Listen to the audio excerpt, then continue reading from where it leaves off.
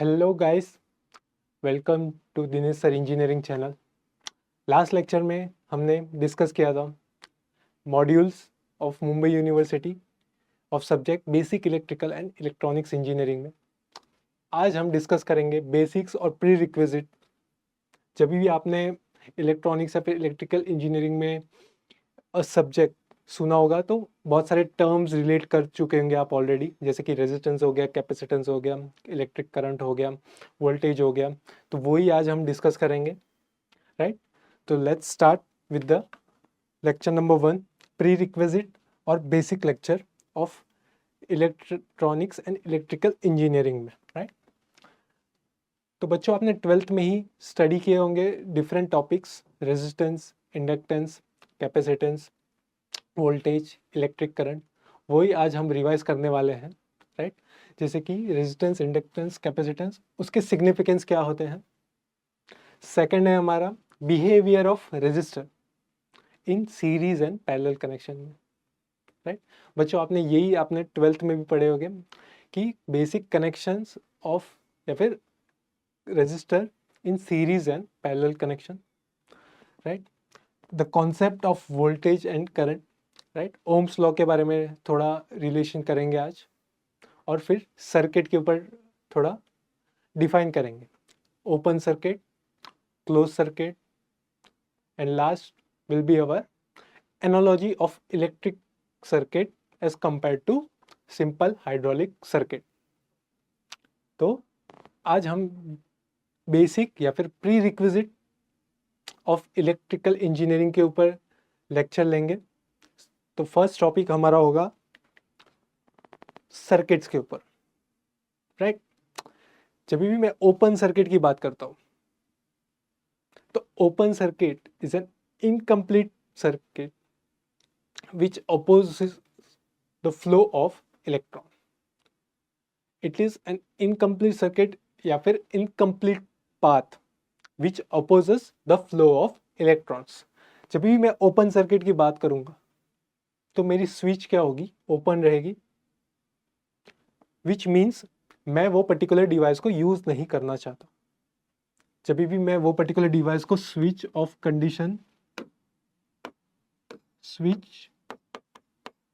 Condition में use करूंगा, तब मैं क्या करता हूं, अपोज करता हूं इलेक्ट्रॉन्स को फ्लो होने के लिए। अगर मेरे इलेक्ट्रॉन्स फ्लो नहीं हो रहे, राइट, सर्किट में, तो करंट जनरेट होगा क्या बच्चों? नहीं, राइट। जब भी मेरे इलेक्ट्रॉन्स फ्लो नहीं हो रहे हैं तो इलेक्ट्रिक करंट नहीं फ्लो होगा। ओके, तो ओपन सर्किट क्या होता है बच्चों? It is an incomplete circuit या फिर incomplete path which resist the flow of electrons. तो ओके बच्चों, जब भी ये पर्टिकुलर कंडीशन जनरली कब यूज की जाती है, जब मुझे पर्टिकुलर डिवाइस को यूज नहीं करना हो या फिर स्विच ऑफ कंडीशन में रखना हो, तब यूज की जाती है। और एक कंडीशन है जहाँ पे इलेक्ट्रिक फ्यूज हो गया बच्चों। इलेक्ट्रिक फ्यूज क्या होता है बच्चों? जब एक्सेस करंट फ्लो होता है या फिर एक्सेस करंट सप्लाई होता है पर्टिकुलर डिवाइसेस को, right, which can damage that device, तब इलेक्ट्रिक फ्यूज ओपन कंडीशन कर देता है। तो ओपन कंडीशन में क्या होगा, वो एक्सेस करंट फ्लो नहीं होगा और वो डिवाइस को हार्म नहीं करेगा। तो बच्चों, आपने दो कंडीशन पढ़ ली है, एक होता है switch off condition, second is electric fuse condition, जहाँ पे मैं अपने पर्टिकुलर डिवाइसेस को एक्सेस करंट से बचाऊंगा। तो ओपन सर्किट ही हो गया। नेक्स्ट टॉपिक पे आएगा बच्चों, वो है हमारा close circuit. Close circuit generally क्या होता है, जब मैं पर्टिकुलर डिवाइस को यूज करना चाहता हूँ, right, a complete circuit which allows the flow of electrons, right, a complete circuit which allows the flow of electrons from negative terminal to positive terminal. जब भी बच्चों फ्लो होता है इलेक्ट्रॉन्स में, फ्लो ऑफ इलेक्ट्रॉन्स होते हैं, तब there will be generation of electric current. Okay, जब भी मेरे इलेक्ट्रॉन्स फ्लो हो रहे हैं from negative terminal to positive terminal, right, तो जो भी मेरा सर्किट है वो क्या हो रहा है, कंप्लीट हो रहा है। ओके बच्चों, तो क्लोज सर्किट का मीनिंग क्या हुआ, complete circuit which allows the flow of electrons, right. जब भी फ्लो ऑफ इलेक्ट्रॉन्स हो रहा है तो क्या हो रहा है, मेरा इलेक्ट्रिक करंट जनरेट हो रहा है, विच इन टर्न्स यूज, या फिर स्विच ऑन कंडीशन में मैं बात करूंगा, राइट। जब भी मैं पर्टिकुलर डिवाइसेस को यूज करना चाहता हूं तब मैं सर्किट को क्लोज रखूंगा। तो ओके बच्चों, तो सर्किट दो टाइप्स के होते हैं, वो फर्स्ट होता है ओपन सर्किट, सेकंड होता है क्लोज सर्किट। ओपन सर्किट का मीनिंग होता है जब भी मैं पर्टिकुलर डिवाइस को स्विच ऑफ कंडीशन में यूज करना चाहता हूँ, और क्लोज सर्किट का मीनिंग होता है जब भी मैं पर्टिकुलर डिवाइसेस को स्विच ऑन कंडीशन में यूज करना चाहता हूँ, या फिर मैं पर्टिकुलर डिवाइसेस को उसके एप्लीकेशन को यूज करना चाहता हूँ। तो नेक्स्ट टॉपिक है हमारा, वो है फंडामेंटल्स, राइट। तो आपने 11th-12th में फंडामेंटल्स पढ़े होंगे, या फिर टर्मिनोलॉजीज पढ़े होंगे, वोल्टेज, करंट, रेजिस्टेंस, इंडक्टेंस और कैपेसिटेंस के ऊपर। तो ओके, तो वोल्टेज के ऊपर फर्स्ट, वोल्टेज के ऊपर आज हम फर्स्ट स्टार्ट करेंगे, राइट। तो वोल्टेज का मीनिंग क्या होता है बच्चों, work done, right, work done to move a positive charge from a lower potential to a higher potential, work done or energy required to move a positive unit charge from a lower potential to higher potential is called as voltage, right। तो इसका basic ऐसा unit क्या होता है voltage का बच्चों, वो होता है वोल्ट, राइट। बेसिक ऐसा unit of voltage is volt. Generally V से डिनोट करता है, कोई कोई ई से भी डिनोट करता है, राइट। लेकिन वोल्टेज जनरेट क्यों होता है, आपने पढ़ा होगा कि like charges ripple each other, unlike charges attract each other. अगर unlike charges attract each other means the energy required to move, right, the energy or work done required to move a positive charge from lower potential to higher potential is called as voltage. Generally voltage को हम volt meter से major करते हैं और उसका ऐसा unit होता है वोल्ट। ओके बच्चों, तो वोल्टेज ये हमारा first fundamental first basic term था। फिर सेकंड आते हैं हम इलेक्ट्रिक करंट के ऊपर, राइट। तो इलेक्ट्रिक करंट क्या होता है, the rate of change of electrons, right, the rate of change of electrons in a circuit is called as electric current. Generally denote किया जाता है आई से। ओके, तो बच्चों आपने 12th में भी सेम एनालॉजी पढ़ा होगा, that is Q by T, where Q is electric charge, where T is time। Same analogy यहाँ पे भी यूज होने वाली है।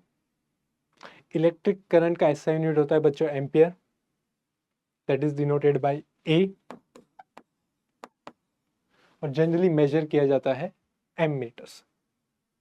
तो ओके बच्चों, इलेक्ट्रिक करंट क्या होता है, the rate of flow of electrons in a circuit is called as electric current. फिर हम आते हैं थर्ड टॉपिक में, रेजिस्टेंस। तो बच्चों आपने ओम्स लॉ पढ़ा होगा 12th में, राइट। ओम्स लॉ का अगर मैं बेसिक या फिर लेमैन लैंग्वेज में आपको सिर्फ याद करने की बात करूं, voltage is directly proportional to electric current. Okay बच्चों, where V equals to I R, R is resistance. तो बच्चों रेजिस्टेंस का मीनिंग क्या होता है, resistance is the opposition to the flow of electric current, right. Resistance is the opposition to the flow of electric current in a circuit। तो resistance का basic use या फिर एप्लीकेशन वो हम आगे देखेंगे, जनरल डेफिनेशंस पे सिर्फ फोकस करेंगे, राइट। तो ऐसा यूनिट रेजिस्टेंस का क्या होता है बच्चों, right, that is ohms, right. Resistance को जनरली ओम मीटर से हम मेजर करते हैं। कभी भी एनालॉजी टर्म्स में याद रखो, वोल्टेज को वोल्ट मीटर, इलेक्ट्रिक करंट को एम मीटर, रेजिस्टेंस को ओम मीटर, वोल्टेज को वोल्ट मीटर और इलेक्ट्रिक करंट को एम मीटर। अगर इन टर्म्स ऑफ एनालॉजीज हमेशा याद रखने की कोशिश करो ताकि आपको इजीली रिकॉल हो सके। जब भी वाई या फिर ये टर्म्स में आपके एग्जाम्स होगी तब आपको इजीली रिकॉल करने के लिए कभी भी हमेशा एनालॉजीज में याद रखना पड़ेगा। कोई भी बेसिक टर्म्स हो गया या फिर कोई भी बेसिक डेफिनेशंस हो गया। तो ओके बच्चों, फिर आते हैं हम नेक्स्ट टॉपिक, वो है हमारा इंडक्टर। बच्चों सेम टॉपिक 11-12 वही है, हम सिर्फ जस्ट प्री रिक्विजिट कर रहे हैं ताकि आपको सिर्फ जनरल उसका आइडिया आ सके, राइट। तो इंडक्टर का बेसिक मीनिंग क्या है?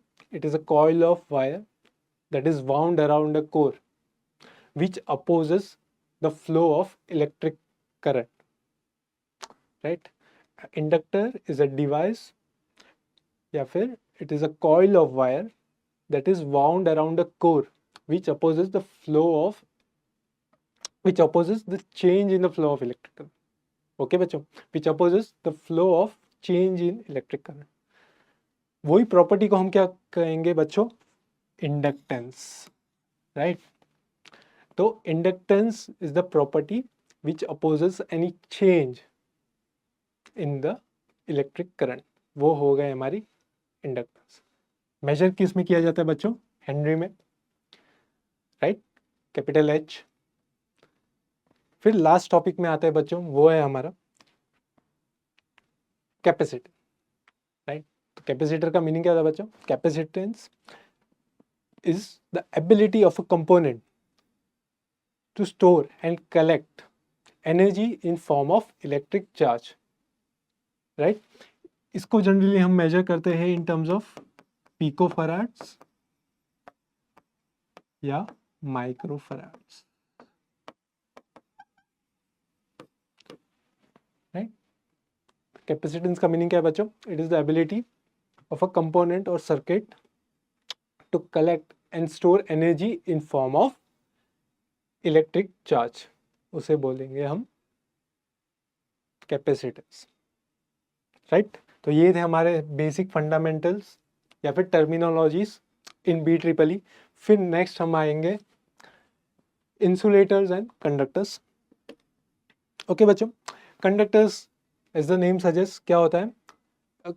Conductors are the devices or the components which has a very low resistance to electric current, right? जैसे कि मेटल्स हो गए, एल्यूमिनियम, सिल्वर, या फिर आपने कॉपर वायर सुना ही होगा, राइट, कॉपर वायर। तो कंडक्टर्स कहाँ पे यूज किए जाते हैं? Conductors are used where the electric current needs to be transfer from one component to another, right. तो वहाँ पे हम लोग कंडक्टर्स को यूज़ करेंगे जहाँ पे भी इलेक्ट्रिक करंट को ट्रांसफ़र करना है एक कंपोनेंट से दूसरे कंपोनेंट पे, वहाँ पे हम कंडक्टर्स को यूज़ करेंगे। सेकंड है इंसुलेटर्स। इंसुलेटर्स कहाँ पे यूज़ करेंगे? Which has a high resistance to electric current, right. जैसे कि ग्लास हो गया, रबर हो गया, प्लास्टिक हो गया, this are majorly insulators to electric current. Okay बच्चों, कंडक्टर्स क्या थे? Which has a low resistance to electric current, insulators are a high resistance to electric current. Okay, फिर हम बात करेंगे हम इलेक्ट्रिक सर्किट्स में। ओके, तो मैं हमेशा बोल रहा था कि analogy, in terms of analogy में याद रखने का, तो फर्स्ट है हमारा सप्लाई, फिर मेजरिंग डिवाइस,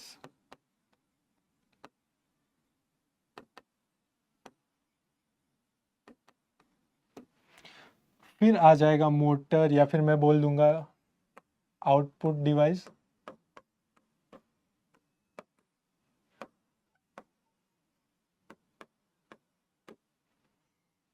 ठीक। बैटरी मेरा हो जाएगा supply, ammeter will be my measuring device, motor will be my actual device, right.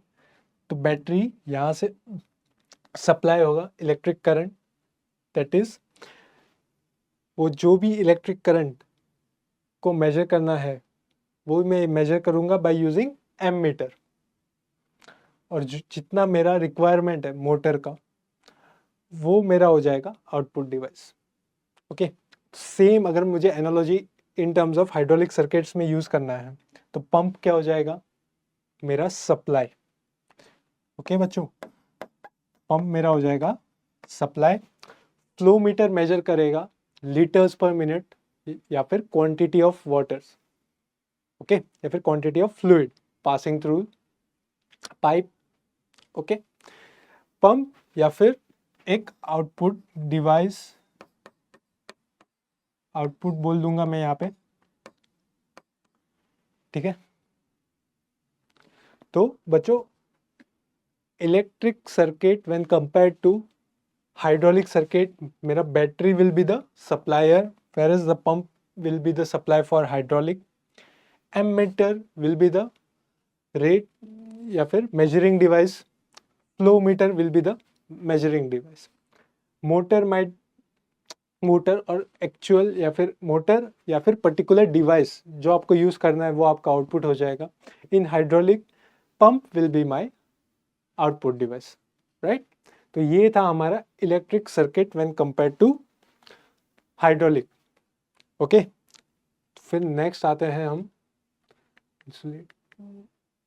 Ohm's law.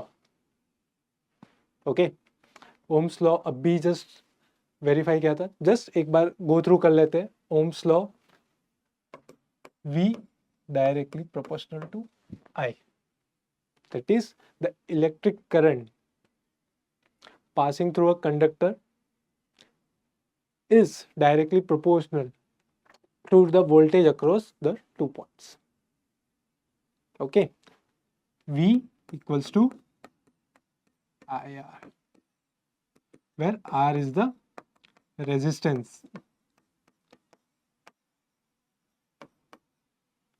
I equals to electric current, right? तो ये था हमारा ओम्स लॉ। फिर लास्ट टॉपिक पे आते हैं बच्चों, सीरीज सर्किट। तो बच्चों जनरली सर्किट्स दो कॉम्बिनेशन में कनेक्शन किया जाता है, वो होता है, एक होता है सीरीज, सेकंड होता है पैरेलल। जब भी सीरीज सर्किट्स की बात करूंगा the current passing through all the components will remain same. तो बच्चों सीरीज सर्किट्स कब मैं बात करूंगा, जब सारे कंपोनेंट्स में मेरे इलेक्ट्रिक करंट जो फ्लो रहेगा वो क्या होगा, सेम होगा, तब मैं सीरीज कनेक्शन की बात कर रहा हूं। ओके, सिमिलरली उसका जो ऑपोजिट या फिर सेकंड है वो है पैरेलल सर्किट। पैरेलल सर्किट की मैं बात कब करूंगा बच्चों, जब voltage across all the components is same, तब मैं पैरेलल सर्किट की बात करूंगा। ओके, तो सीरीज सर्किट की कब बात करूंगा बच्चों, जब करंट या फिर electric current passing through all components is same, तब मैं सीरीज सर्किट की बात करूंगा। अगर मैं वोल्टेज की बात कर रहा हूं तो क्या बात कर रहा हूं मैं, पैरेलल सर्किट की बात कर रहा हूं, सॉरी पैरेलल सर्किट की बात कर रहा हूं, तब मैं बात कर रहा हूं the voltage across all the components is same. Okay, तो एक बार जस्ट रिकैप कर लेते हैं। तो फर्स्ट हमारा था द बेसिक टर्मिनोलॉजीज, रेजिस्टेंस हो गया, वोल्टेज हो गया, इलेक्ट्रिक करंट हो गया, इंडक्टेंस हो गया, कैपेसिटेंस हो गया। फिर हमने स्टडी क्या किया था बच्चों, सर्किट्स के ऊपर। दो टाइप के सर्किट्स होते हैं, open circuit, close circuit. Okay, open circuit का मीनिंग क्या था, जब भी पर्टिकुलर डिवाइस को मैं स्विच ऑफ कंडीशन में रखना चाहता हूँ, या फिर इनकम्प्लीट सर्किट। क्लोज सर्किट का मीनिंग क्या था बच्चों, जब भी मैं पर्टिकुलर डिवाइस को यूज या फिर स्विच ऑन कंडीशन में रखना चाहता हूँ, तब मैं क्लोज सर्किट की बात करूँगा।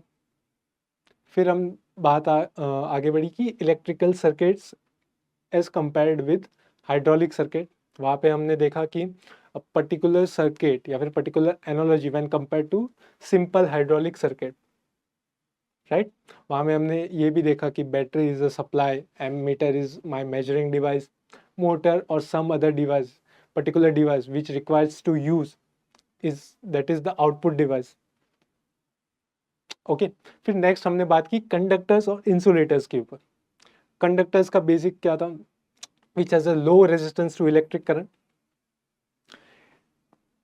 फिर इंसुलेटर की बात की, इंसुलेटर का मीनिंग था which has a high resistance to electric current.